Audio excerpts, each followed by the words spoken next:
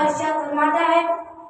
اے جو لوگوں پر رحم نہیں کرتا اس پر اللہ رحم نہیں فرماتا۔ آئے تاریخ کا مطالعہ کریں کہ جب پیارے آقا حضور نے اپنی نبوت کا اعلان کیا تو کفار مکہ نے آقا کی نبوت کا انکار کرتے ہوئے کہا کہ اگر خدا کو نبی بھیجنا ہی تھا تو مکے کے کسی بڑے جاگیردار کو نبی بنا کر بھیجتا، طائف کے کسی بڑے سرمایہ دار کو نبوت عطا کرتا۔ آخری نبی کیسے ہو سکتے ہیں جو رہتا ہے ہنستے مکان میں، جو بیٹھتا ہے کھجوروں کی چٹائی پر، جو سوتا ہے لٹا اور پھٹی ہوئی چادر پر، دعوے کرتا ہے ساری کائنات کے لیے نبی ہونے کا۔ اس لیے وہ کہتے تھے اگر یہ نبی ہوتا تو اس کے پاس سونے اور چاندی کے خزانے ہوتے، لائل و جواہرات کے ڈھیر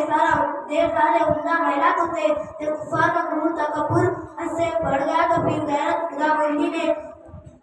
پکار کر کہا کہ میرے نبی کی نبوت کو سونے اور چاندی کے خزانوں، لائل و جواہرات اور حسن باغات کے پھولوں، ریشمی لباسوں،